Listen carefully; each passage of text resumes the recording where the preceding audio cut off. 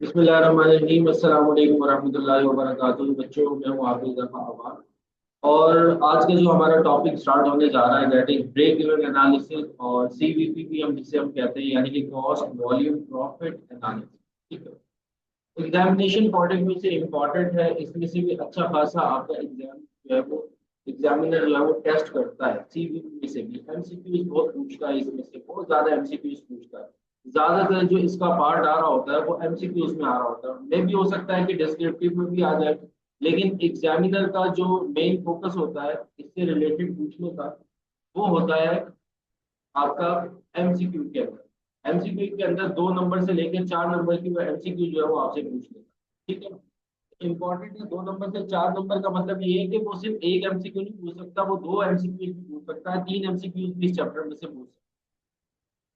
तो break even analysis के अंदर हम लोग क्या पढ़ेंगे, सबसे पहले तो मैं आप लोग बता दूं पढ़ने का पैटर्न क्या होगा। कुछ क्वेश्चन जो है वो हम लोग पहले सॉल्व करेंगे, कुछ हम सीए की बुक से भी जो है वो सॉल्व करेंगे, कुछ आईसीएमए के पास पेपर से भी हम लोग सॉल्व करेंगे। फिर उसके बाद एंड में, जैसे हमने एबीसी कॉस्टिंग के अंदर किया, कि एंड में आकर के हम लोग क्या करेंगे, एमसीक्यू करेंगे। आवाज नहीं आ रही मेरी?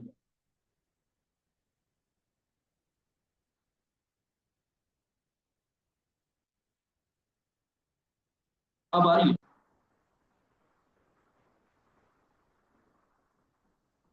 अब सही है मेरी आवाज? ठीक है, ठीक है। तो वही एमसीक्यूज भी हम करेंगे पेपर में, एग्जामिनेशन पॉइंट ऑफ व्यू से कौन कौन सी एमसीक्यूज आ सकती है उनको भी हम लोग जो है वो डिस्कस करेंगे। तो स्टार्ट करते हैं चैप्टर को। चैप्टर बहुत आसान है, मुश्किल चैप्टर नहीं है पूरा, बहुत ही आसान चैप्टर है। कुछ चीजें जो आप लोगों को सीखनी है, ऑलरेडी आपको जो है वो सारा चैप्टर जो है वो समझ में आ गया। बेसिकली यहाँ पे हम लोगों ने क्या डिस्कस करना होता है, चैप्टर का नाम है आपका कॉस्ट वॉल्यूम प्रॉफिट। 3 वर्ड्स आ रहे हैं आपके पास यहाँ पर। एक वर्ड आ रहा है कि सर कॉस्ट, फिर दूसरे आपके पास आ रहा है वॉल्यूम, और तीसरा आपके पास क्या आ रहा है, प्रॉफिट। बस मतलब यहाँ पर आप क्या देखोगे, कॉस्ट को देखोगे, किस वॉल्यूम पे आप सेल करते हो तो आपको क्या हो रहा है, प्रॉफिट हो रहा है। तो नॉर्मली आप यहाँ पर ये चीजें देखते हो, कॉस्ट वॉल्यूम प्रॉफिट। कॉस्ट क्या होगी, कितनी होनी चाहिए। यहाँ पर 2 तरह की कॉस्ट आप लोग देखोगे, एक आपकी फिक्स कॉस्ट होगी, एक आपकी वेरिएबल कॉस्ट होगी, आगे चल के मैं आप लोगों को बताऊंगा। फिर उसके बाद वॉल्यूम आप देखोगे कि वॉल्यूम में भाई किस वॉल्यूम पे आकर के आप नो प्रॉफिट और नो लॉस पे स्टैंड करते हो। उस वॉल्यूम से ज्यादा अगर जाते हो तो आप प्रॉफिट पे चले जाते हो, उससे पहले आप जाते हो तो आप किस पे आ जाते हो, लॉस पे आ जाते हो। तो ये सारी की सारी चीजें जो है वो आप लोग इस चैप्टर के अंदर सीखोगे। चैप्टर का नाम क्या है, ब्रेक इवन एनालिसिस।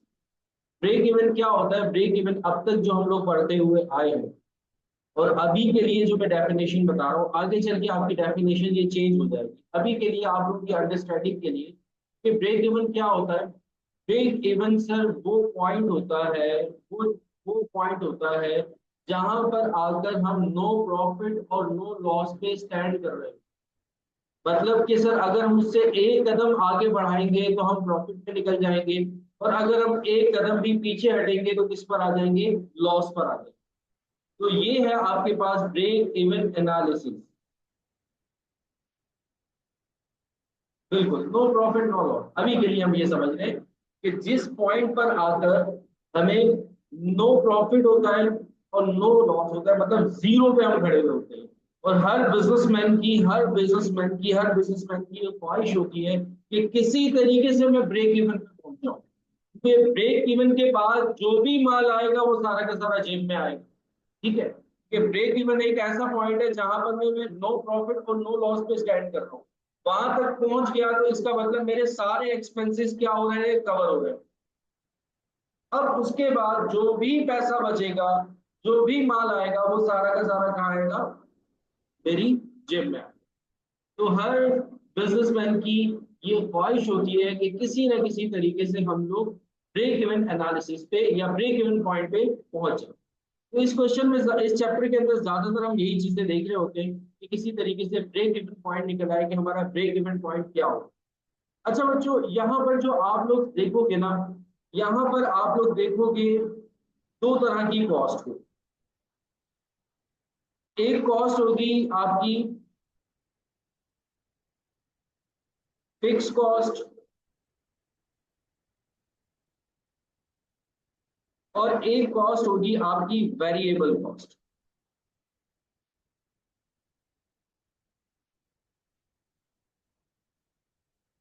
वैसे तो हमारे पास बहुत सारी कॉस्ट होती है, मतलब कि हम अब देखें तो हमारे पास जो है वो कॉस्ट के अंदर आ जाता है, मटेरियल भी आता है, लेबर भी आता है, ओवरहेड भी आता है। अब हमने इस कैटेगरी के अंदर नहीं जाना, हमने इस चैप्टर के अंदर दो कॉस्ट को फाइंड आउट करना है। हमें पता होना चाहिए कि दो कॉस्ट कौन सी है। अगर यहाँ पर आपने पकड़ लिया कि आपकी फिक्स कॉस्ट क्या है और आपकी वेरिएबल कॉस्ट क्या है, ये दो कॉस्ट आपको पता होनी चाहिए। हर कॉस्ट, जितनी भी कॉस्ट होती है, जो आपकी प्रोडक्ट मैन्युफैक्चरिंग से लेकर के आपके बिजनेस को ऑपरेट करने तक जितने भी आपके एक्सपेंसेस हो रहे होते हैं, वो दो कॉस्ट के अंदर मुश्तमिल होते हैं। एक या तो एक्सपेंस फिक्स्ड होगा, या तो क्या होगा, वेरिएबल होगा। अच्छा, किसी ने एफसीएमए के अंदर जो है वो पढ़ा होगा, सेमी वेरिएबल कॉस्ट भी पढ़ी होगी, उसके बारे में भी हम आगे चल के डिस्कस करेंगे। लेकिन मेनली मेनली हमारे पास जो कॉस्ट होती है वो दो, एक होती है फिक्स्ड और एक होती है वेरिएबल।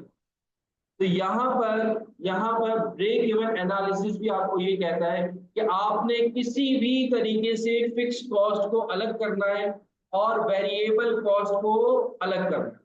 अच्छा सर, फिक्स कॉस्ट और वेरिएबल कॉस्ट के अंदर जब हम बात करते हैं, तो वेरिएबल कॉस्ट तो मटेरियल होता है, लेबर होता है, कुछ हमारी फैक्ट्री ओवरहेड के अंदर भी जो है वो वेरिएबल कॉस्ट होती है, कुछ जो है वो हमारे जो अदर एक्सपेंसेस होते हैं, ऑपरेटिंग एक्सपेंसेस होते हैं, उसके अंदर भी हमारी जो है वो वेरिएबल कॉस्ट होती है। सेम लाइक हमारे पास जो फिक्स कॉस्ट होती है वो जो है ओवरहेड के अंदर भी होती है, हमारे ऑपरेटिंग एक्सपेंसेस के अंदर भी होती है। तो यहाँ पर बेटा वो कॉस्ट जहां किसी भी एक्सपेंस से रिलेट कर रही हो, वो कॉस्ट किसी भी एक्सपेंस से रिलेट कर रही हो, आपने बस दो कैटेगरीज रखनी है, एक फिक्स कॉस्ट और एक वेरिएबल। मतलब तीसरी कोई कैटेगरी है ही नहीं, तीसरी कोई कैटेगरी है ही नहीं कि भाई ये कौन सी कॉस्ट है, मैन्युफैक्चरिंग कॉस्ट है, ये कौन सी कॉस्ट है, ऑपरेटिंग एक्सपेंस वाली है, एडमिनिस्ट्रेशन वाली है, मार्केटिंग वाली है, सेलिंग वाली, नहीं, कोई कैटेगरी नहीं होगी यहाँ पर। यहाँ पर हम बात करेंगे भाई कॉस्ट एक्सपेंस, एक्सपेंस को देख के बोलेंगे भाई ये एक्सपेंस कौन सा है, ये एक्सपेंस जो है फिक्स एक्सपेंस है, अच्छा भाई तुम यहाँ पर आ जाओ। ये एक्सपेंस कौन सा है, ये वेरिएबल है, अच्छा तुम यहाँ पर आ जाओ। ये एक्सपेंस कौन सा फिक्स है, अच्छा भाई तुम यहाँ पर आ जाओ। ये एक्सपेंस कौन सा वेरिएबल है, अच्छा तुम यहाँ पर आ जाओ। मतलब कि हमने बात ही इस चैप्टर में सिर्फ दो जबान में होगी, दो कॉस्ट होगी हम देखेंगे, एक तो फिक्स कॉस्ट और एक तो वेरिएबल कॉस्ट। पहले तो अपने माइंड में ये बिठा कि दूसरी कोई कॉस्ट ही नहीं है। हाँ, अगर अगर अगर अगर लेट सपोज एग्जामिनर आपको क्वेश्चन के अंदर सेमी वेरिएबल कॉस्ट दे देता है, आप लोगों ने पढ़ा है सेमी वेरिएबल कॉस्ट के हवाले से। अगर एग्जामिनर आपको सेमी वेरिएबल कॉस्ट दे देता है, कुछ बच्चों ने पढ़ा है भाई सेमी सेमी वेरिएबल कॉस्ट के हवाले से, एफसीएमए के अंदर पढ़ा होगा,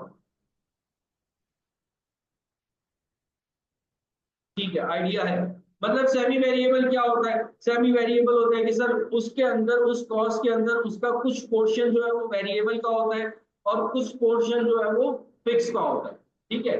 जैसे कि इलेक्ट्रिसिटी का बिल हो गया, इलेक्ट्रिसिटी बिल के अंदर क्या होता है, इलेक्ट्रिसिटी बिल के अंदर एक हमारी कॉस्ट होती है वेरिएबल, हमारी यूनिट प्राइस, जितने यूनिट हम कंज्यूम करते हैं उसके हिसाब से हमारे इलेक्ट्रिसिटी चार्जेस जो है वो चेंज हो रहे होते हैं, वेरी कर रहे होते हैं।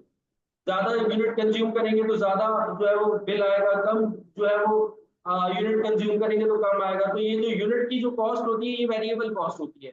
लेकिन अगर इलेक्ट्रिसिटी के अंदर हम सिर्फ पाकिस्तान के अंदर और इलेक्ट्रिक के अंदर खास तौर पे देखें, तो सिर्फ वेरिएबल कॉस्ट यूनिट कॉस्ट नहीं है, इसके अलावा और भी हमारे पास कॉस्ट है।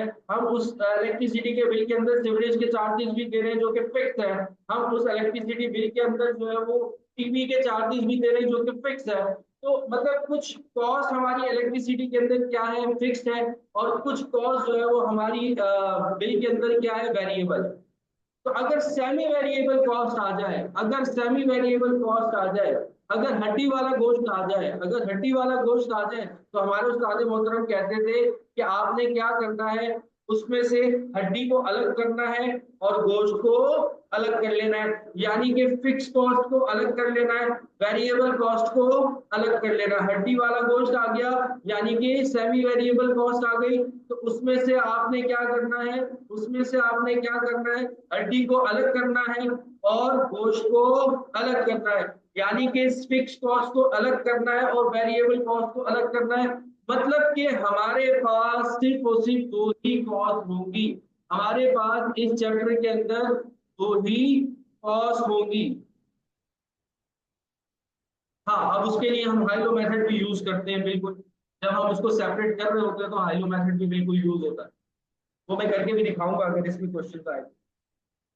तो सबसे पहले तो हमने बात कर ली कि सर यहाँ पर हमारे पास जो है वो दो कॉस्ट होंगी, एक होगी फिक्स कॉस्ट और एक होगी वेरिएबल। अब जब भी आप क्वेश्चन को पढ़ो तो आपने एक तो पहला काम ये कर लेना है, फिक्स को अलग कर लेना, वेरिएबल को अलग कर। वेरिएबल में नॉर्मली कौन सी कॉस्ट होती है सर? मटेरियल कॉस्ट हमारी वेरिएबल होती है, लेबर कॉस्ट हमारी वेरिएबल होती है। ये दो कॉस्ट तो हमारी ऐसी है जो कि वेरिएबल होती है, जो कि फिक्स हो ही नहीं सकती। मटेरियल प्रोडक्शन से रिलेट कर रहा है, मतलब जो प्रोडक्शन से रिलेट कर रही है, जितनी ज्यादा प्रोडक्शन करोगे उतनी ज्यादा वेरिएबल कॉस्ट लगेगी, जितनी कम प्रोडक्शन करोगे उतनी कम वेरिएबल कॉस्ट लगेगी। ठीक है, फैक्ट्री का रेंट हो गया, फिक्स कॉस्ट है। ठीक है, तो कुछ तो हम खुद भी देखकर अंदाजा लगा सकते हैं कि कौन सी हमारी फिक्स कॉस्ट है और कौन सी हमारी वेरिएबल कॉस्ट है। अब ये दोनों चीजें आपने अलग अलग कर ली। ठीक है, ये दोनों चीजें आपने अलग अलग कर ली। आपने देखा कि सर ने बताया कि दोनों कॉस्ट को आपने अलग रखी। फिर उसके बाद पॉइंट नंबर 2, हमेशा याद रखना, हमेशा याद रखना, इस चैप्टर के अंदर कामयाब रहोगे।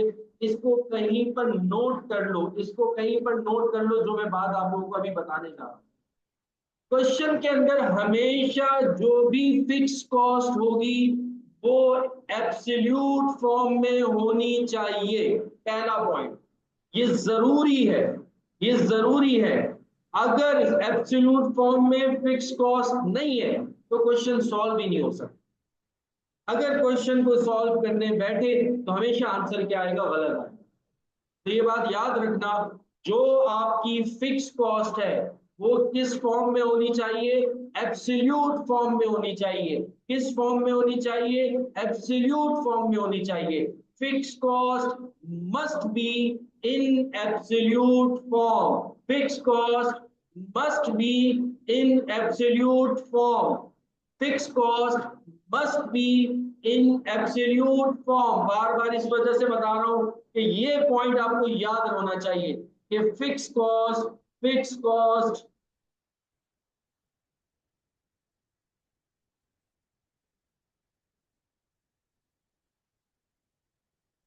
मस्ट बी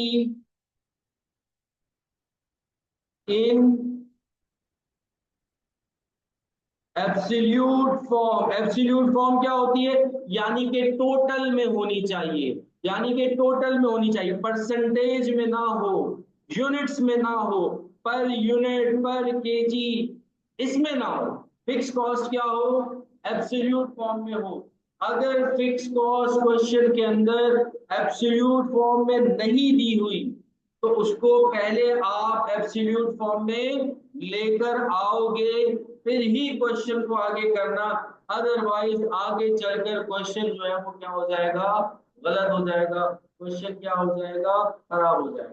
ठीक है, तो फिक्स कॉस्ट जो है वो हमेशा एब्सोल्यूट फॉर्म में, यानी कि टोटल अमाउंट होनी चाहिए, पूरा अमाउंट हमें पता होना चाहिए फिक्स कॉस्ट कितनी लग रही है। क्योंकि देखो बेटा, जो आप प्रोडक्शन करते हो ना, जब भी आप प्रोडक्शन करते हो, जो वेरिएबल कॉस्ट होती है ना, वो प्रोडक्शन के साथ डायरेक्टली प्रोपोर्शनल होती है। प्रोडक्शन करोगे वेरिएबल कॉस्ट आएगी, प्रोडक्शन नहीं करोगे वेरिएबल कॉस्ट नहीं आएगी। लेकिन जो फिक्स कॉस्ट होती है ना, वो प्रोडक्शन के डायरेक्टली या इनवर्सली प्रोपोर्शनल नहीं होती, वो फिक्स होती है। प्रोडक्शन करो या ना करो, प्रोडक्शन करो या ना करो, आपको फैक्ट्री का रेंट देना है। प्रोडक्शन करो या ना करो, आपको फैक्ट्री का रेंट देना है। यानी कि प्रोडक्शन करें या ना करें, हमें फिक्स कॉस्ट हमेशा देनी ही होती है। यानी जीरो प्रोडक्शन पे भी अगर हमारी फिक्स कॉस्ट 1 लाख है तो वो 1 लाख है। अगर हमारी प्रोडक्शन मैक्सिमम पॉइंट पे है तब भी हमारी फिक्स कॉस्ट कितनी होगी, 1 लाख होगी। इस वजह से मैं आप लोगों को बता रहा हूं कि इस चैप्टर के अंदर आप लोगों ने इस बात का लाजमी ख्याल रखना है, जब भी फिक्स कॉस्ट निकालो तो वो एब्सोल्यूट फॉर्म में निकालना, पर यूनिट में नहीं निकालना, पर यूनिट में नहीं निकालना। अगर सर क्वेश्चन में दे दिया एग्जामिनर ने पर यूनिट, तो आपको उसको कन्वर्ट करना है किसके अंदर, एब्सोल्यूट फॉर्म के अंदर। कन्वर्ट करना है किसके अंदर, एब्सोल्यूट फॉर्म के अंदर। दूसरी हम बात करते हैं वेरिएबल कॉस्ट की। दूसरी हम बात करते हैं वेरिएबल कॉस्ट। वेरिएबल कॉस्ट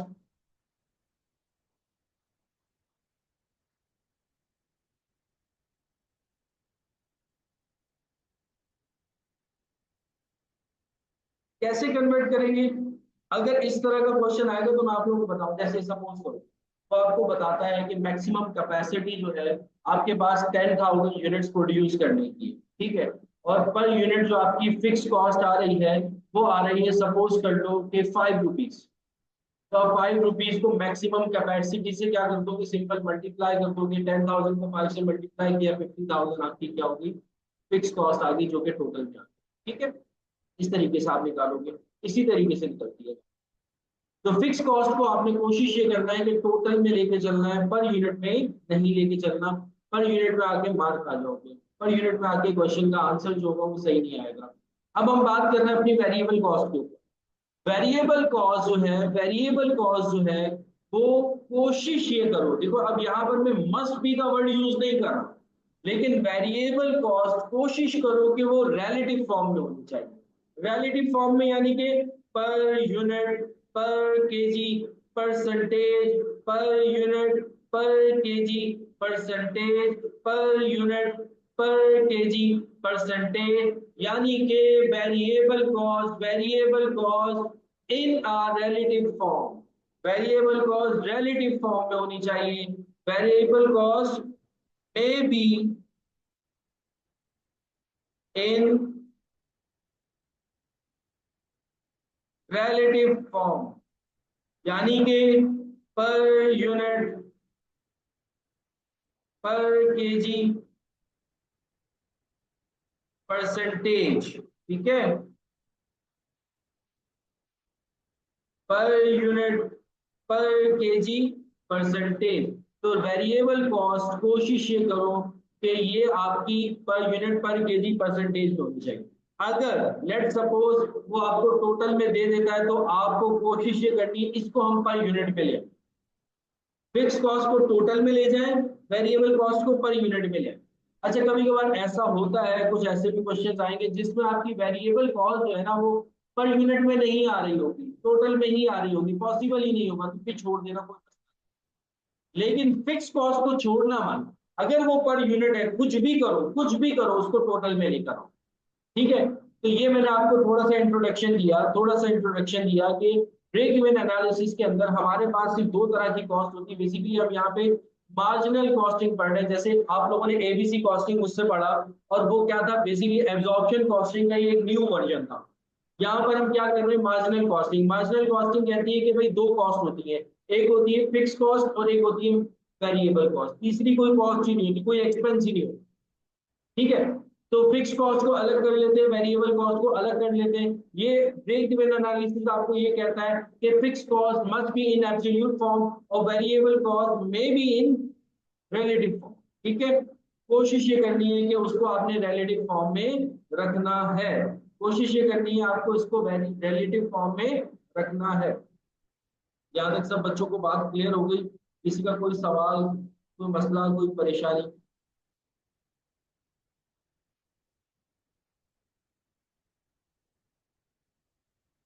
सब क्लियर? अच्छा बेटा, अब इसमें जो ज्यादातर वो आपसे जो चीजें पूछ रहे होते हैं, जो रिक्वायर्ड होती है एग्जामिनर की, वो जरा हम देख लेते हैं कि रिक्वायर्ड में वो आपसे क्या क्या चीजें पूछ रहे हो, एग्जामिनर जो पूछ रहा हो।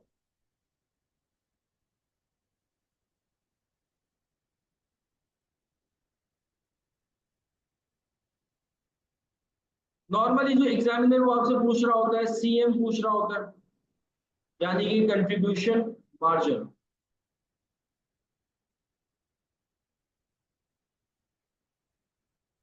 कंट्रीब्यूशन मार्जिन या सीएम रेशियो पूछ रहा हो, कंट्रीब्यूशन मार्जिन रेशियो, एक तो ये आपसे एग्जामिनर पूछ रहा हो। अच्छा सर, ये कंट्रीब्यूशन मार्जिन रेशियो क्या होता है? कंट्रीब्यूशन मार्जिन रेशियो क्या होता है? अब सुनो जरा। कंट्रीब्यूशन मार्जिन रेशियो जो आता है वो आता है अगर आप अपने रेवेन्यू में से माइनस कर देते हो वेरिएबल कॉस्ट को, अपने रेवेन्यू में से माइनस कर देते हो वेरिएबल कॉस्ट को, sales minus cost variable cost, बिल्कुल बेटा ठीक है। अब मैंने सेल्स नहीं लिखा, मैंने रेवेन्यू लिखा, ठीक है। सेल्स और रेवेन्यू एक ही बात होती है। तो रेवेन्यू में से अगर आप अपनी वेरिएबल कॉस्ट को माइनस कर दो तो आपके पास क्या आता है? कंट्रीब्यूशन मार्जिन, ठीक है। कंट्रीब्यूशन मार्जिन निकालने का तरीका क्या होता है? Revenue minus variable cost. अच्छा सर, सीएम रेशियो आपने लिखा हुआ है, सीएम रेशियो का मतलब क्या है? सीएम रेशियो लिखा हुआ है आपने, तो सीएम रेशियो का मतलब क्या है? तो रेशियो कैसे निकलेगा? रेशियो ऐसे, बल्कि रेशियो हम ना क्वेश्चन में निकाल लेंगे और ज्यादा अच्छे से क्लियर हो जाएगा। उसका फॉर्मूला, रेशियो का फॉर्मूला था per unit divided by sales per unit multiply by 100। जब हम क्वेश्चन करेंगे ना तो उसको ज्यादा कंट्रीब्यूशन मार्जिन समझ में आ गया कि रेवेन्यू में से अगर आप वेरिएबल कॉस्ट माइनस कर दो तो आपके पास क्या आ जाता है? Contribution margin. अच्छा, फिर उसके बाद ब्रेक इवन क्या होता है? ब्रेक इवन क्या होता है? अब सुनो जरा, ब्रेक इवन क्या होता है? ब्रेक इवन वो पॉइंट होता है, ब्रेक इवन वो पॉइंट होता है, अब डेफिनेशन चेंज हो गई। जैसे मैंने आपको बताया था ना, नो प्रॉफिट नो लॉस, यहाँ पर वो नो प्रॉफिट नो लॉस शुरू में था, अब आगे चेंज होगा। ब्रेक इवन आप उस पॉइंट को कहते हो, जरा बेटा गौर करना मेरी बात पे, ये याद रखना है, एमसीक्यूज में पूछी जा सकती। ब्रेक इवन पॉइंट वो पॉइंट होता है, ब्रेक इवन पॉइंट वो पॉइंट होता है, बता दूं ब्रेक इवन पॉइंट कौन सा पॉइंट होता है? ब्रेक इवन पॉइंट वो पॉइंट होता है, ब्रेक इवन पॉइंट वो पॉइंट होता है, बिल्कुल बिल्कुल जरा बिल्कुल सही बात, जहां पर कंट्रीब्यूशन मार्जिन और आपकी फिक्स कॉस्ट इक्वल हो जाए, जहां पर आपका कंट्रीब्यूशन, अब मैनेजमेंट अकाउंटिंग वाली बात कर रहे हैं, अब हम नॉर्मली इकोनॉमिक्स वाली बात नहीं कर रहे कि नो प्रॉफिट नो लॉस, नहीं। जहां पर हमारा सीएम यानी कंट्रीब्यूशन मार्जिन, जहां पे हमारा सीएम यानी कि contribution margin is equals to fixed cost हो जाए, is equals to fixed cost हो जाए, is equal to fixed cost हो जाए, तो वो पॉइंट जो है वो हमारा क्या होता है? ब्रेक इवन पॉइंट होता है। सपोज करो सर, हमने सेल्स की 1 लाख की, सैंपल बता दूं ताकि आप लोगों को समझ में आए। सर हमने सेल्स की 1 लाख, ठीक है। अच्छा, फिर कंट्रीब्यूशन मार्जिन निकालो पहले। कंट्रीब्यूशन मार्जिन कैसे आता है सर? रेवेन्यू में से वेरिएबल कॉस्ट क्या करते हैं? माइनस। रेवेन्यू हमारा 1 लाख है, सपोज कर लो कि हमारी वेरिएबल कॉस्ट है, वेरिएबल कॉस्ट है 80,000, माइनस कर दिया 20,000 आ गया। अब ये 20,000 क्या होगा सर? ये सीएम होगा, ये क्या होगा? सीएम होगा। ब्रेक इवन कौन सा पॉइंट होता है? जहां पे क्या हो? प्रॉफिट और लॉस जीरो हो, प्रॉफिट और लॉस जीरो हो। तो 20,000 में से ऐसा क्या माइनस करूं कि जीरो हो? तो सर 20,000 में से आपको 20,000 ही माइनस करना है, और ये 20,000 आपकी क्या होगी? Fixed cost. ये 20,000 आपकी क्या होगी? Fixed cost. तो देखो, जीरो कब आ रहा है? जब आपका कंट्रीब्यूशन मार्जिन और फिक्स कॉस्ट आपस में क्या है? एक दूसरे के इक्वल है। तो हमेशा अब जब भी आपसे कोई पूछे कि भाई ब्रेक इवन क्या होता है, आपने ये बताना है कि नो प्रॉफिट नो लॉस, नहीं, गलत हो जाएगा। अब आपके लिए जो डेफिनेशन है वो ब्रेक इवन पॉइंट की क्या है कि सर जहां पे कंट्रीब्यूशन मार्जिन और जहां पर हमारी फिक्स कॉस्ट आपस में एक दूसरे के बराबर हो जाए, वहां पर हमारा जो पॉइंट होता है उसको हम क्या कहते हैं, ब्रेक इवन पॉइंट कहते हैं। ब्रेक इवन पॉइंट कहते हैं, यानी कि fix cost equals to contribution margin. तो एग्जामिनर आपसे ब्रेक इवन पॉइंट पूछता है।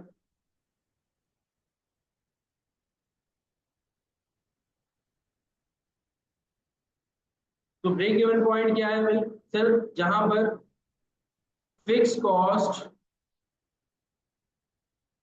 बराबर हो जाए हमारे कंट्रीब्यूशन मार्जिन के, कंट्रीब्यूशन मार्जिन के। अच्छा जी, इसके अलावा एग्जामिनर आपसे क्या पूछता है, इसके अलावा एग्जामिनर जो है वो आपसे पूछता है, एक,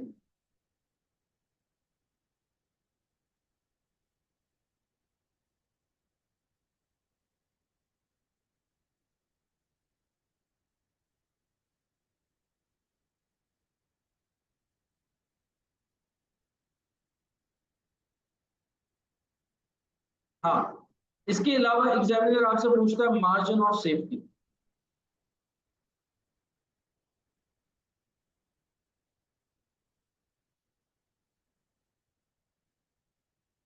अब इनके बारे में भी कंसेप्ट क्लियर करते रहोगे, कंसेप्ट बता रहा हूँ, आगे हर चीज हम लोग फाइंड आउट करेंगे क्वेश्चंस के अंदर, ठीक है।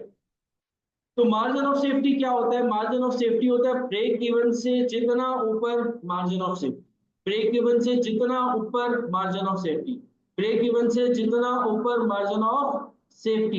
यानी कि ब्रेक इवन 1 लाख है, सपोज कर लो ब्रेक इवन 1 लाख है, 1 लाख पर आकर 1 लाख आपका जब फिक्स कॉस्ट और कंट्रीब्यूशन मार्जिन 1 लाख पे आ जाते हैं, वहां पे क्या हो जाता है ब्रेक इवन। जहां आपका फिक्स कॉस्ट से एक्सीड किया कंट्रीब्यूशन मार्जिन, जहां आपका फिक्स कॉस्ट से एक्सीड किया कंट्रीब्यूशन मार्जिन, जहां आपका फिक्स कॉस्ट से एक्सीड किया कंट्रीब्यूशन मार्जिन, जितना एक्सीड कर रहा है उसको आप क्या कहोगे, मार्जिन ऑफ सेफ्टी। जैसे मैं ये कहता हूं कि भाई मैं 20,000 यूनिट्स अगर बेचता हूं तो मैं ब्रेक इवन पे आ जाता हूं, यानी कि यहाँ पर मेरी फिक्स कॉस्ट क्या हो जाती है, कवर हो जाती है। तो अगर मैं 21,000 यूनिट्स बेचता हूं तो 1,000 जो यूनिट्स में एक्सेस बेच रहा हूं, that is called margin of safety.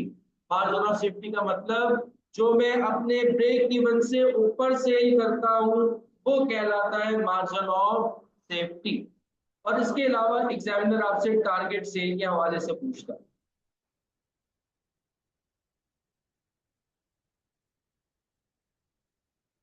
Target cell क्या है, नॉर्मल टारगेट सेल वो आपको बताता है कि भाई ये सेल आप करना चाह रहे हो तो मुझे बताओ कि कितने यूनिट्स आपको बेचने पड़ेंगे तो आपकी ये सेल होगी, या कितने जो है वो किस पॉइंट पर आकर आपकी टारगेट सेल जो है वो कितनी अमाउंट होगी, तो आगे चल के इस तरह के क्वेश्चन। टारगेट सेल का मतलब क्या है, टारगेट आपको बता दिया जाएगा ये सेल है, इस सेल में बताओ कि आपको कितना प्रॉफिट होगा या कितना लॉस हो रहा है, कितने यूनिट्स आपको बेचने पड़ेंगे, इस सेल पे आपकी वेरिएबल कॉस्ट क्या होगी, ये सारी चीजें एग्जामिनर जो है वो आपसे पूछ रहा होता है। तो ये कुछ चंद पॉइंट्स हैं जो हम लोगों ने सीखे ब्रेक इवन एनालिसिस के अंदर, कि पहली बात तो फिक्स कॉस्ट और वेरिएबल कॉस्ट को अलग अलग कर देना है, और कोई एक्सपेंस है ही नहीं, और कोई कॉस्ट है ही नहीं।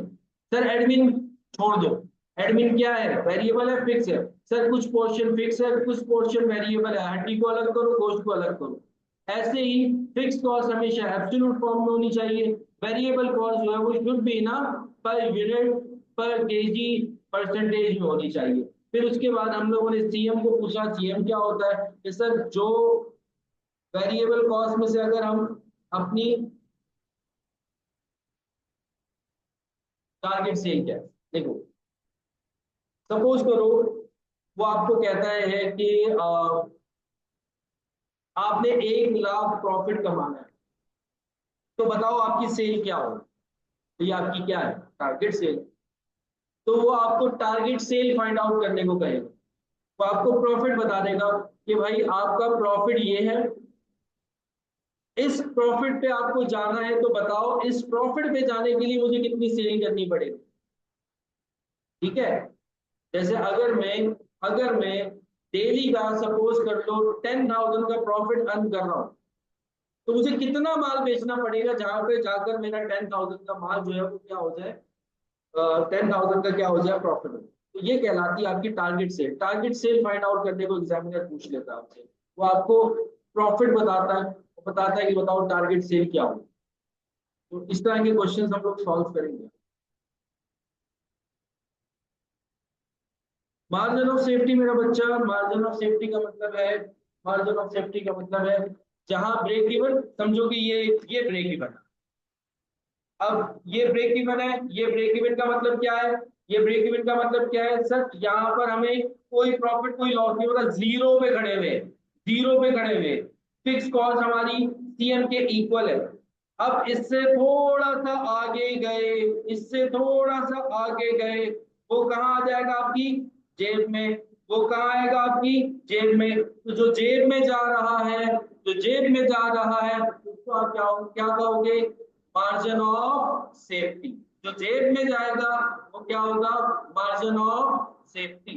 यानी कि ब्रेक इवन से जितना आगे गए, जितना आगे गए, वो सारा का सारा क्या कहलाता है आपका मार्जिन ऑफ सेफ्टी। क्लियर है मेरे बच्चों।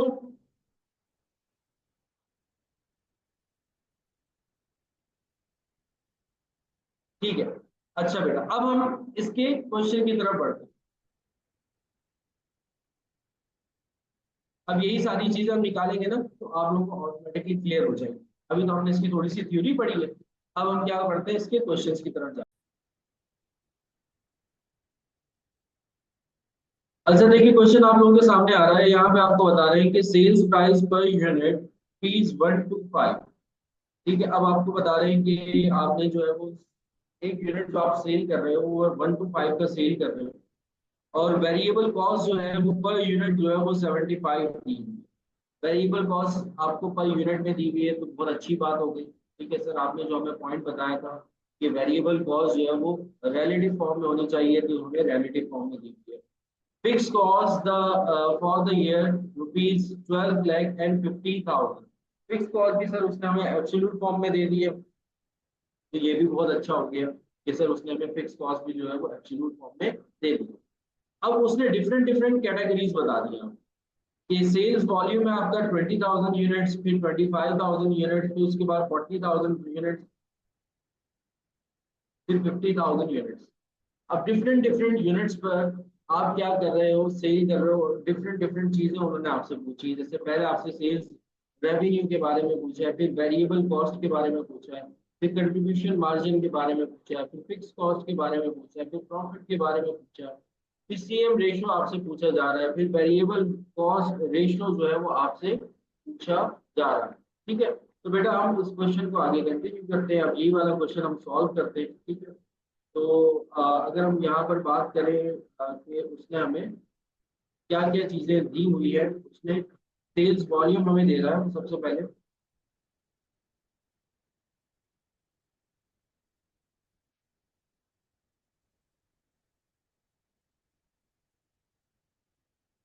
सेल्स वॉल्यूम हमें दिया जा रहा है,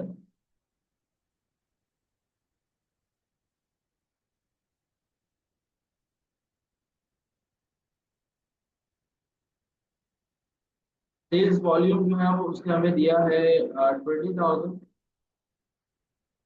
फिर उसके बाद 25,000, फिर उसके बाद उसने 40,000 दिया, फिर उसके बाद उसने हमें 50,000 जो है वो सेल्स वॉल्यूम दिया है। अच्छा, अब जो सबसे पहले वो आपसे पूछ रहा है वो ये पूछ रहा है कि ये बताओ कि सेल्स रेवेन्यू क्या हो, सेल्स रेवेन्यू क्या हो। सर बहुत आसान चीज है सेल्स रेवेन्यू निकालना, जैनब ने तो माशाल्लाह से निकाल भी ली काफी सारी चीजें। गुड है बेटा, शाबाश, गुड गुड। अच्छा, देखो सेल प्राइस हमें दे रहा है, वो कितनी दे रहा है 125। जितने यूनिट्स हम सेल कर रहे हैं जो हमारा वॉल्यूम है उसके साथ मल्टीप्लाई करवा देंगे। 125 को हम मल्टीप्लाई करवाएंगे 20,000 से, फिर हम मल्टीप्लाई करवाएंगे 25,000 से, फिर हम मल्टीप्लाई करवाएंगे 40,000 से, और फिर हम मल्टीप्लाई करवाएंगे 50,000 से। ठीक है, तुमसे बता दो ना क्या क्या आ रहा है।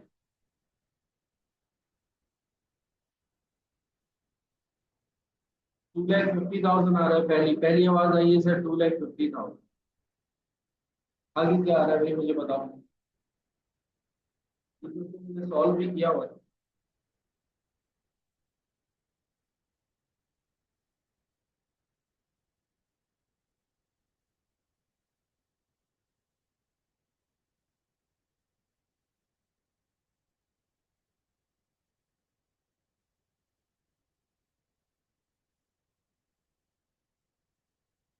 25 लाख आ रहा है, ठीक है, फिर 31,25,000, 25 लाख आ रहा है, और फिर उसके बाद 31,25,000।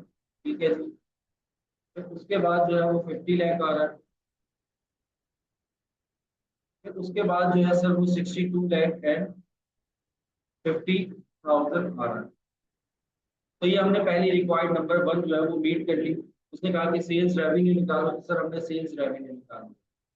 अच्छा सर, फिर उसके बाद जो है वो हमसे ये पूछ रहा था कि आप क्या निकालो, वेरिएबल कॉस्ट निकालो। सर किसी तरीके से वेरिएबल कॉस्ट निकलेगी।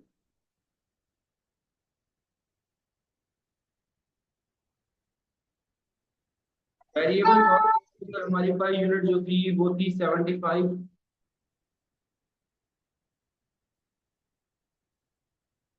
75। ठीक है, और इसको सर हम मल्टीप्लाई करवा दें किससे, 20,000, 25,000, 40,000 और 50,000।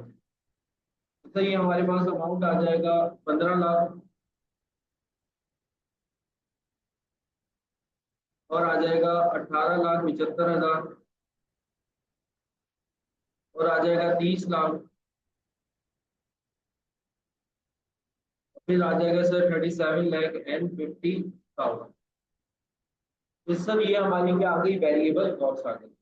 अच्छा, फिर उसके बाद सर उसने हमसे ये पूछा है कि क्या निकालो, कंट्रीब्यूशन मार्जिन यानी कि सीएम निकालो। अब वो सर हमसे पूछ रहा है कंट्रीब्यूशन मार्जिन।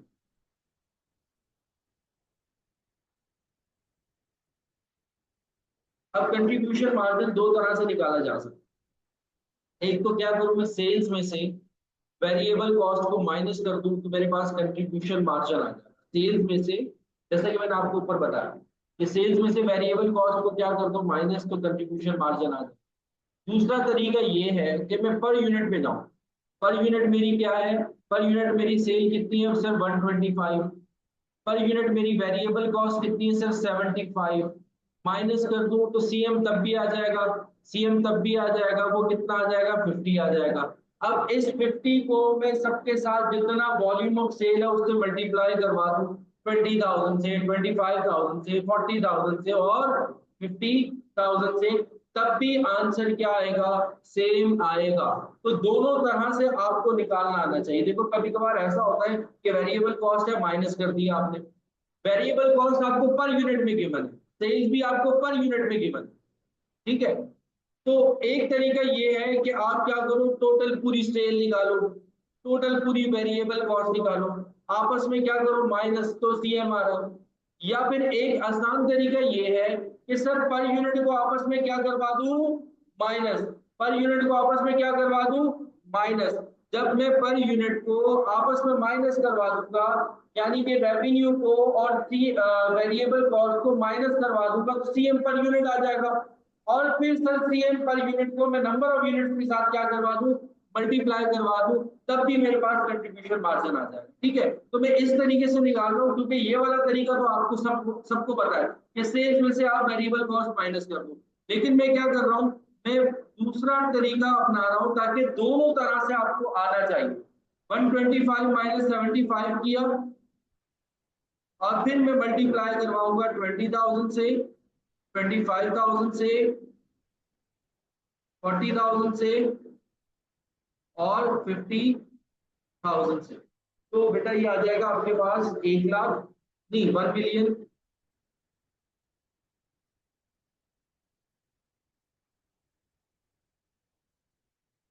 1.25 मिलियन, यानी कि 12,50,000, 2 मिलियन,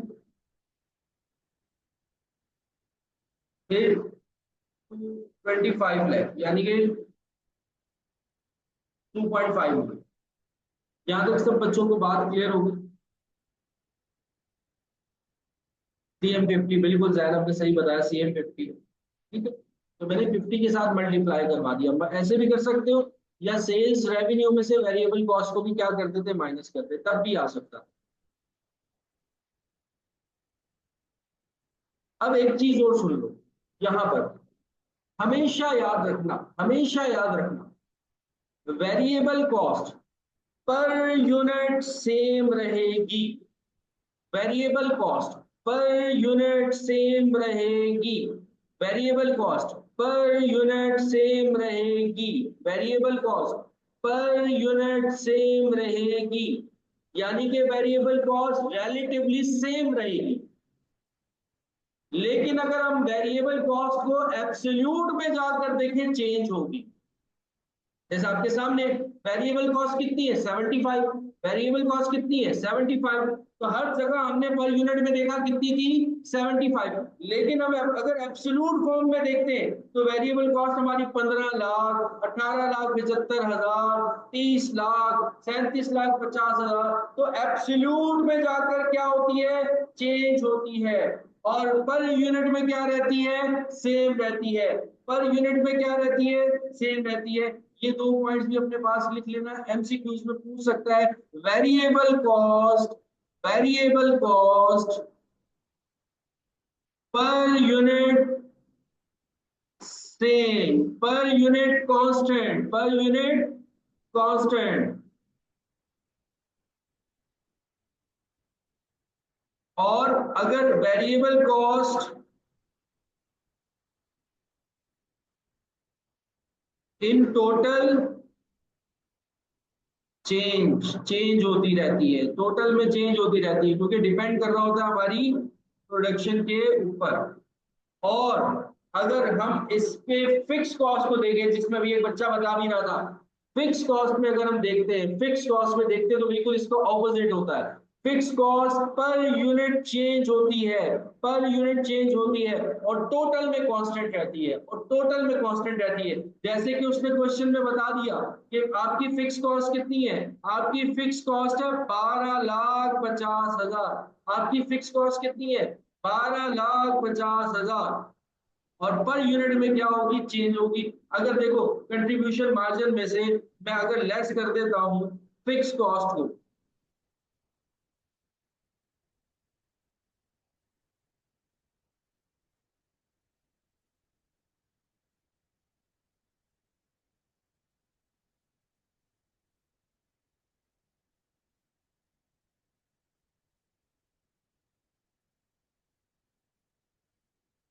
तो देखो एब्सोल्यूट फॉर्म में क्या है, कांस्टेंट है।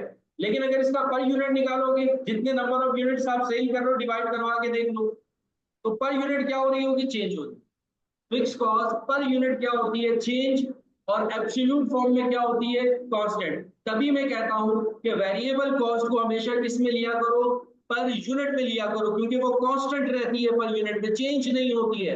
और फिक्स कॉस्ट को एब्सोल्यूट फॉर्म में लिया करो, क्योंकि वो एब्सोल्यूट फॉर्म में क्या होती है, फिक्स रहती है, चेंज नहीं होती है। तो ये माइनस करूंगा, अगर मैं अगर माइनस करता हूं तो बेटा मेरे पास क्या आ जाएगा, प्रॉफिट आ जाएगा।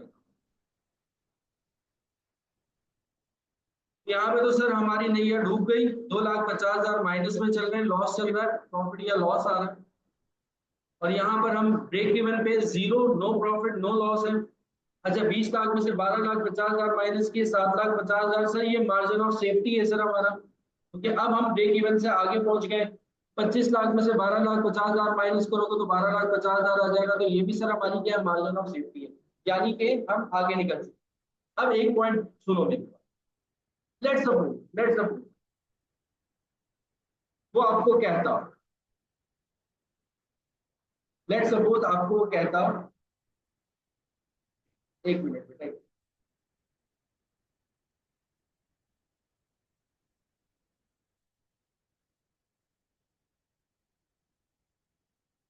अगर वो आपको कहता अगर वो आपको कहता कि आपका जो सीएम है, नीचे लिख लेते हैं।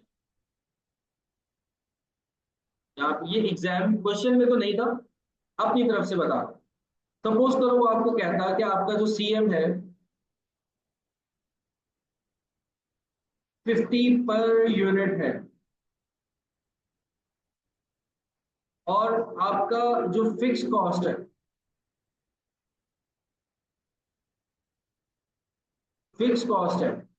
वो सपोज करो वो आपको कहता कि 12,50,000 है। बताओ ब्रेक इवन इन यूनिट्स क्या होगा। वो आपको कहता सीएम आपका पर यूनिट जो है वो 50 है, फिक्स कॉस्ट जो है वो आपकी 12,50,000 है, और ब्रेक इवन इन यूनिट्स आपको कह रहा है कि फाइंड आउट करके बताओ कि कितने यूनिट्स बेचोगे तो उस ब्रेक इवन पॉइंट पे आओ। अब सुनो ब्रेक इवन का फॉर्मूला, यहाँ पर वो फॉर्मूला प्रूफ भी हो जाएगा।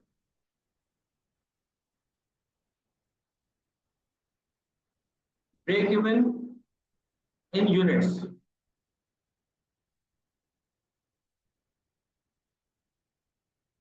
Break even in units, fix cost divided by fixed cost divided by CM per unit, fixed cost divided by CM per unit। Fix cost कितनी सर? 12,50,000। सीएम पर यूनिट कितना sir? 50। तो divide करवा दो तो कितना आ जाएगा? 25,000 यूनिट्स। तो देखो ऊपर भी हमारी फिक्स कॉस्ट कितनी थी सर? 12,50,000। सर हमारा सीएम कितना चल रहा था सर? 50 चल रहा था। तो ब्रेक इवन कहां पर निकल कर आया था सर? ये 25,000 यूनिट्स पर निकल कर आया। तो ब्रेक इवन यूनिट्स आपसे अगर एग्जामिनर पूछ लेता है तो वो इस तरीके से निकलेगा, fix cost divided by CM per unit, fix cost divided by CM per unit. Basically sir fix cost क्यों लिख रहे हैं हम? फिक्स कॉस्ट क्यों लिख रहे हैं? हालांकि हालांकि अगर देखो मेरी बात सुनो सर, जब भी डिवाइड होता है ना तो वो सेम प्रोपोर्शन के हिसाब से डिवाइड होता है। यानी कि सर हम नीचे कंट्रीब्यूशन मार्जिन रख रहे हैं, ऊपर हम फिक्स कॉस्ट रख रहे हैं। नीचे हम क्या रख रहे हैं? कंट्रीब्यूशन मार्जिन पर यूनिट, और ऊपर हम क्या रख रहे हैं? फिक्स कॉस्ट रख रहे हैं। तो मेरे बच्चों मैंने आपको क्या बताया था? मैंने आपको पॉइंट लिखवाया था ऊपर। ब्रेक गिवन पॉइंट कौन सा पॉइंट होता है? जहां पे फिक्स कॉस्ट इक्वल हो जाती है कंट्रीब्यूशन मार्जिन के, जहां पे फिक्स कॉस्ट इक्वल हो जाती है किसके? कंट्रीब्यूशन मार्जिन के। तो यहाँ पर जो मैं ऊपर फिक्स कॉस्ट लिख रहा हूँ, बेसिकली कौन सा पॉइंट निकाल रहा हूँ? ब्रेक इवन निकाल रहा हूँ। ब्रेक इवन में फिक्स कॉस्ट और कंट्रीब्यूशन मार्जिन क्या है? इक्वल है। तो फिक्स कॉस्ट रखूं या कंट्रीब्यूशन मार्जिन रखूं? कंट्रीब्यूशन मार्जिन वो क्वेश्चन में नहीं दे रहा, तो फिक्स कॉस्ट वो अगर दे भी रहा है क्वेश्चन में तो ब्रेक इवन पॉइंट पे फिक्स कॉस्ट और contribution margin, break even point पे फिक्स कॉस्ट और कंट्रीब्यूशन मार्जिन आपस में क्या होती है? इक्वल होती है। तो बेसिकली जो न्यूमिनेटर पे मैंने फिक्स कॉस्ट लिखी है, ये क्या लिखा है? कंट्रीब्यूशन मार्जिन लिखा है। ये क्या लिखा है? कंट्रीब्यूशन मार्जिन लिखा है। सेंस क्या बन रही है कि सर ब्रेक इवन पॉइंट पे फिक्स कॉस्ट और कंट्रीब्यूशन मार्जिन क्या होता है सर? इक्वल होता है, इक्वल होता है। तभी मैं फिक्स कॉस्ट और कंट्रीब्यूशन मार्जिन लिखूं, बात एक ही है। तो ऊपर जो हमने फिक्स कॉस्ट लिखी है वो बेसिकली क्या है? Contribution margin. हमारे सर यहाँ पे कहते थे कहीं पे निगाहें कहीं पे निशाना, यानी कि फिक्स कॉस्ट लिख रहे हैं लेकिन निशाना कहाँ पे लग रहा है हमारा? कंट्रीब्यूशन मार्जिन पे। कहीं पे निगाहें कहीं पे निशाना।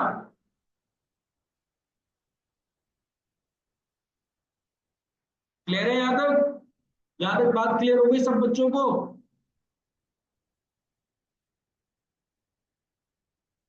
कहीं पे निगाहें कहीं पे निशाना। मतलब कि फिक्स कॉस्ट जो है वो बेसिकली क्या है, कंट्रीब्यूशन मार्जिन। बैक पे सेंस क्या बन रही है, बैक पे सेंस क्या बन रही है सर, ब्रेक इवन है, ब्रेक इवन पॉइंट निकाल रहे हैं। ब्रेक इवन पे फिक्स कॉस्ट और कंट्रीब्यूशन मार्जिन क्या होता है, इक्वल होता है। जब इक्वल होता है तो फिक्स कॉस्ट रखो, कंट्रीब्यूशन मार्जिन रखो, बात एक ही है। तो फिक्स कॉस्ट लिखकर निशाना मैं कहां पे लगा रहा हूं, कंट्रीब्यूशन मार्जिन पे।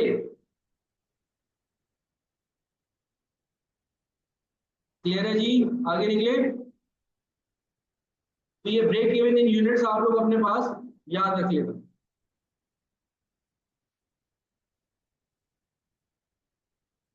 अच्छा भाई, अब प्रॉफिट और लॉस निकाल लिया था हमने,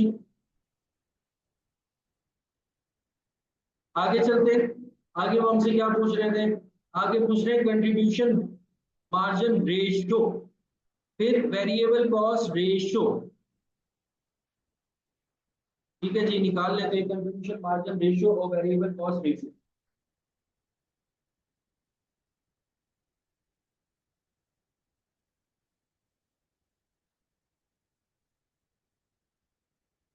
contribution margin ratio,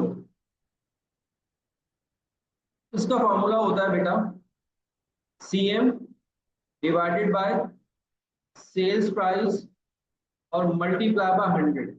CM divided by sales price और मल्टीप्लाई बाय 100। अच्छा, सीएम हमारा कितना है सर, 50 है। और सेल प्राइस हमारी कितनी है सर, सेल प्राइस हमारी 125 है। और मल्टीप्लाई बाय 100 करके बताओ कितना आ रहा है।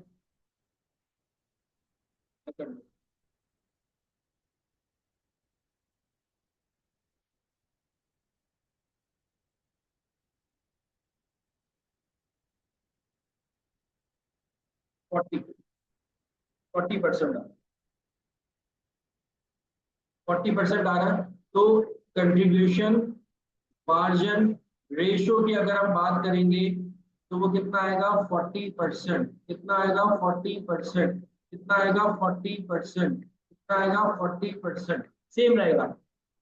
अब भले आप इसको पर यूनिट में निकाल लो, जैसे मैंने निकाला 50 पर यूनिट था, और 125 भी क्या था, पर यूनिट था। भले आप पर यूनिट में निकाल लो, भले टोटल पे निकाल लो, कोई मसला नहीं है, आपके घर की अकाउंटिंग है, कोई मसला नहीं है।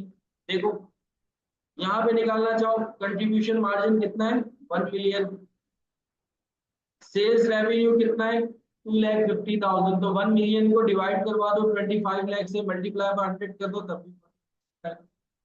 यहाँ पर कंट्रीब्यूशन मार्जिन कितना है, 12,50,000। 12,50,000 को ऊपर न्यूमिनेटर पे रखो और डिनोमिनेटर पे सेल्स लिख दो, 31,25,000 मल्टीप्लाई बाय 100 कर दो, तब भी 40% आएगा।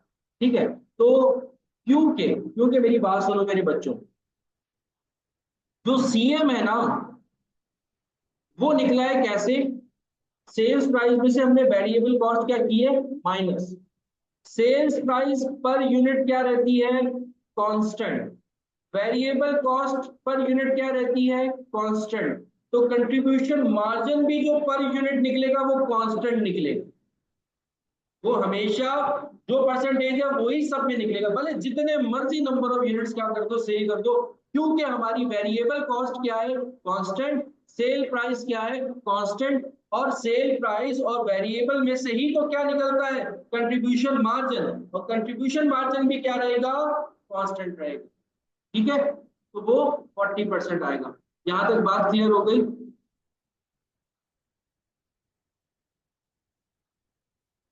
सीएम रेशियो, मेरा बच्चा देखो, सीएम रेशियो कैसे निकलेगा, CM divided by selling price multiply by 100।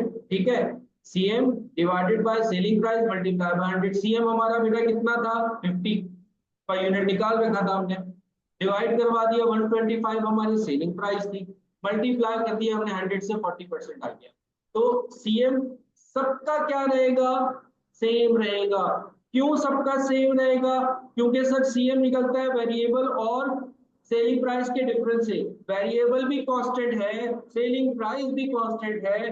Variable भी कांस्टेंट है, सेलिंग प्राइस भी कांस्टेंट है। वेरिएबल भी कांस्टेंट है, सेल्स प्राइस भी कांस्टेंट है। तो सीएम भी क्या होगा, कांस्टेंट होगा। तो वो 40% सबका क्या रहेगा, सेम रहेगा, सेम रहेगा।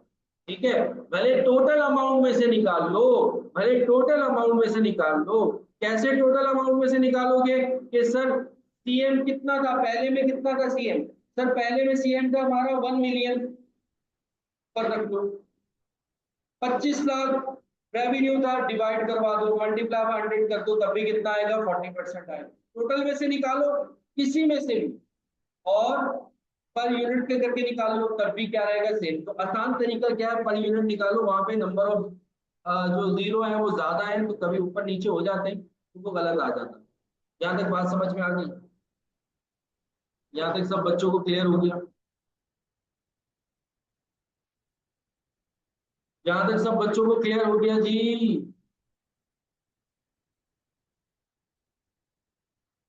ठीक है, अब आगे सुनो मेरे बच्चों, अब मेरे बच्चों मेरी आगे बात सुनो। देखो, सीएम कैसे निकलता है सर, सेल्स में से अगर वेरिएबल को हटा दो तो सीएम है, सेल्स में से अगर वेरिएबल को हटा दो तो क्या है, सीएम है। अगर सेल्स में से सीएम को हटा दो तो क्या है, वेरिएबल है। क्योंकि सेल्स के आगे दो पोर्शन हो रहे हैं सर, सेल्स के आगे दो पोर्शन हो रहे हैं, एक है वेरिएबल और एक है सीएम। वेरिएबल माइनस करते हैं सेल्स में से तो क्या आ जाता है सर, सीएम आ जाता है। तो सीएम माइनस कर दो तो क्या आ जाएगा, वेरिएबल आ जाएगा, सिंपल सी बात। मैं कंसेप्ट देने की बात कर रहा हूँ, वैसे तो फार्मूला है, क्या फार्मूला है भाई उसका, क्या कहते हैं, variable cost percentage, variable cost percentage का फार्मूला है। लेकिन फार्मूले में जाने से पहले एक आसान तरीका सुन लो ना, क्या है, अगर सीएम का परसेंटेज पता है, सीएम क्या है 40%, तो बाकी जो होगा वो क्या होगा, वेरिएबल होगा। क्योंकि सर सेल्स को दो हिस्सों में डिवाइड कर दिया है, सेल्स में से वेरिएबल को माइनस करते हैं तो सीएम आता है, सेल्स में से वेरिएबल को माइनस करते हैं तो सीएम आता है। तो अगर सीएम को माइनस करेंगे तो क्या आएगा, वेरिएबल आएगा। ठीक है, तो अगर हमारा सीएम 40% है, अगर हमारा सीएम 40% है, अगर हमारा सीएम 40% है, तो हमारी वेरिएबल कॉस्ट क्या होगी, 60%। क्योंकि बाकी का क्या है, वेरिएबल है। अगर वेरिएबल 60% है, बाकी का सीएम क्या होगा, 40%। तो किसी एक की परसेंटेज पता लग जाए, किसी एक की परसेंटेज पता लग जाए, तो दूसरे की परसेंटेज इजीली आप फाइंड आउट कर सकते हो। ये हमारी variable cost percentage, variable cost percentage. और अगर इसको फॉर्मूले में रख के करना चाहो मेरे बच्चों, फॉर्मूले से कर लो।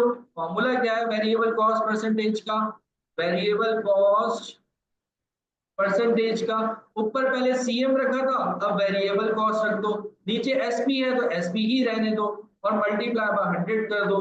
वेरिएबल कॉस्ट हमारी कितनी थी सर, 75, 125 हमारी वो है सेलिंग प्राइस, मल्टीप्लाई बाय 100 तो कितना आ जाएगा, 60%। क्लियर है बेटा सबको।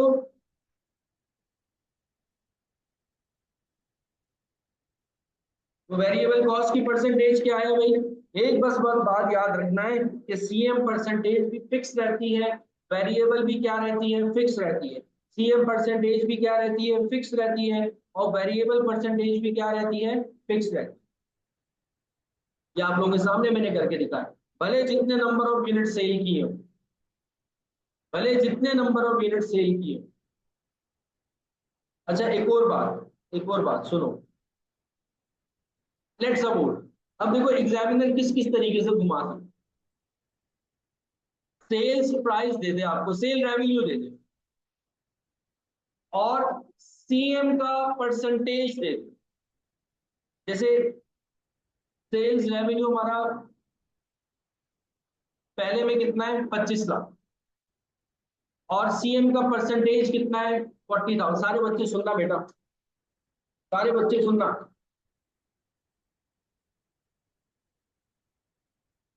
सेल्स प्राइस दे दे आपको 25 लाख, ठीक है, और सीएम दे दे आपको 40%। आपको क्या वेरिएबल कॉस्ट निकालो, कैसे निकालो सर, क्या कर सकते हैं, बहुत सारे तरीके।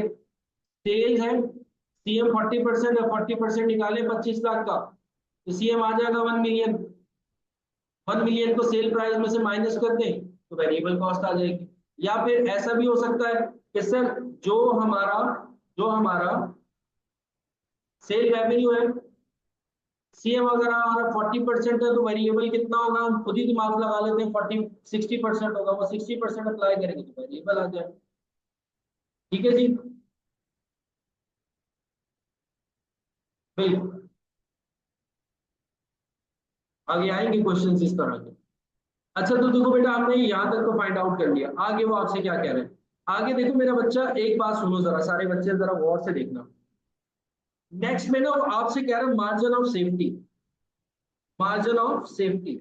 और होशियारी देखो, मार्जिन ऑफ सेफ्टी वो आपसे कह रहा है 40,000 यूनिट्स पे और 50,000 यूनिट्स पे। मार्जिन ऑफ सेफ्टी उसने क्या कहा, 40,000 यूनिट्स पे और 50,000 यूनिट्स पे। क्यों, क्यों उसने 25,000 पे 20,000 यूनिट्स पे मार्जिन ऑफ सेफ्टी क्यों नहीं कहा? उसका रीजन ये है कि सर हमारा ब्रेक इवन ही 25,000 यूनिट्स पे आया था।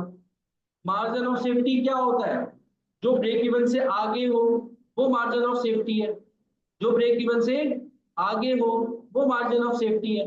तो सर हमारा ब्रेक इवन कहां पर आया, 25,000 में, तो 25,000 से आगे ही मार्जिन सेफ्टी होगा, 25,000 से पीछे मार्जिन ऑफ सेफ्टी नहीं हो सकता। तो तभी उसने 40,000 पे और 50,000 पे आपसे क्या पूछा है, मार्जिन ऑफ सेफ्टी पूछा है। उसने आपसे 25,000 में नहीं पूछा, 25,000 में पूछता तो 25,000 के तो ब्रेक इवन है, 1 रुपया आगे नहीं कमा रहे आप 25,000 में। ना उसने आपसे 20,000 पे पूछा, क्योंकि 20,000 पे तो आप ब्रेक इवन से भी नीचे हो, वहां पर क्या चल रहा है आपका, सारा का सारा लॉस चल रहा है। तो मार्जिन ऑफ सेफ्टी हमेशा कब आएगा, ब्रेक इवन से ऊपर। तो देखो अब मार्जिन ऑफ सेफ्टी उसने आपसे पूछा यूनिट्स में और परसेंटेज में, मार्जिन ऑफ सेफ्टी उसने आपसे पूछा यूनिट्स में और परसेंटेज में।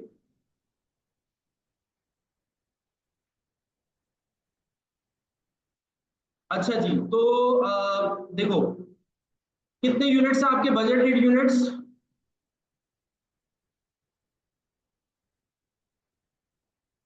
सर पहले में है 40,000, ब्रेक इवन कितना है आपका, सर ब्रेक इवन है हमारा 25,000, हमने ऊपर ऑलरेडी निकाल रखा है, माइनस करवा दो, मार्जिन ऑफ सेफ्टी आ जाएगा। तो सर मार्जिन ऑफ सेफ्टी आ जाएगा हमारे पास 15,000 यूनिट्स।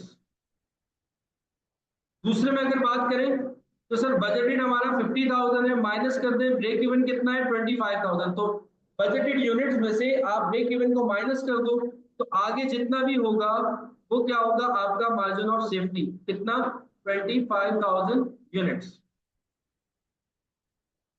यहां तक क्लियर हो गई बात बेटा आपको?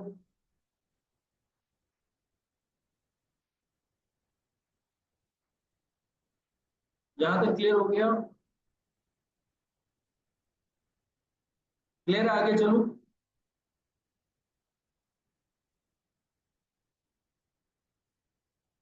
क्लियर हो गया तो आगे चलो बेटा।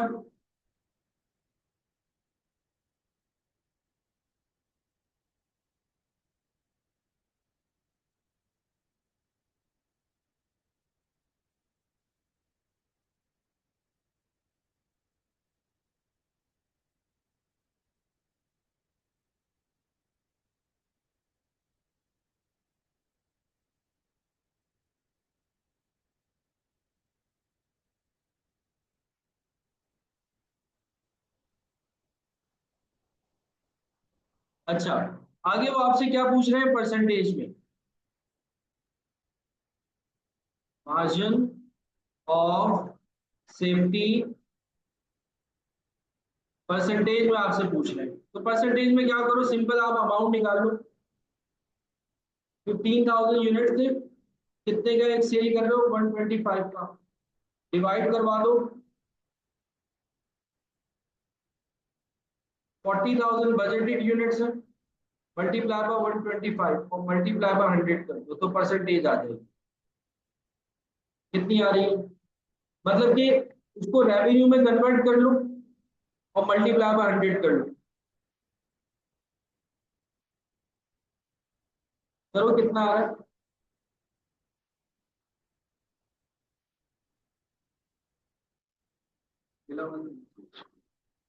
15,000 मल्टीप्लाई बाय 135,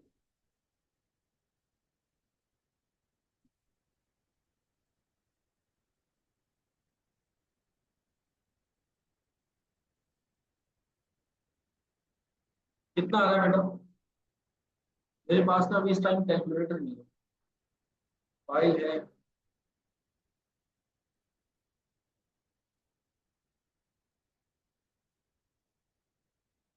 या इसको इस तरीके से भी कर लो, आसान तरीका है,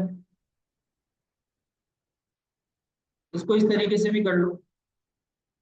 15,000 यूनिट्स है, भले उसको रेवेन्यू में ना कन्वर्ट करो, 40,000 और मल्टीप्लाई बाय 100, तब भी सेम आंसर आएगा। कितना आ रहा है? 38 आ रहा है, 37 पॉइंट समथिंग आ रहा होगा। कितना आ रहा है बेटा? सही है, 37.5%, ठीक है। और ऐसे ही वहां पर भी आप, मार्जिन ऑफ सेफ्टी आपके कितने थे? 25,000 यूनिट्स, और बजटेड यूनिट्स कितने? 50,000, और मल्टीप्लाई बाय 100 कर दो, तो ये आ जाएगा 50। तो ये आ गया आपका margin of safety in percentage. Margin of safety in percentage revenue में भी निकल सकता है। रेवेन्यू का तरीका वो थोड़ा सा ये है कि सेल प्राइस से मल्टीप्लाई करवाना पड़ेगा, और डायरेक्टली यूनिट्स में भी निकल सकता है। जितने यूनिट्स एक्सिस बन रहे हैं मार्जिन ऑफ सेफ्टी में, और जो बजटेड यूनिट्स है उनके साथ डिवाइड करवा के मल्टीप्लाई बाय 100, ठीक है जी।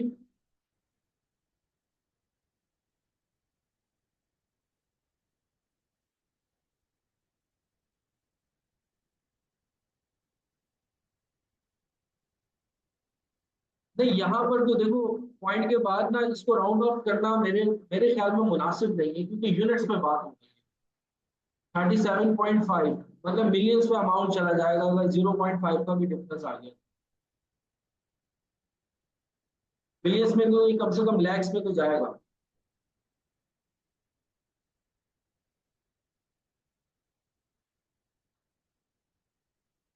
ठीक है बेटा। तो ये बेटा आज की क्वेश्चंस में ना हमने काफी सारी चीजें सीखी है, मैंने आपको काफी सारी चीजें निकालना सिखाई है।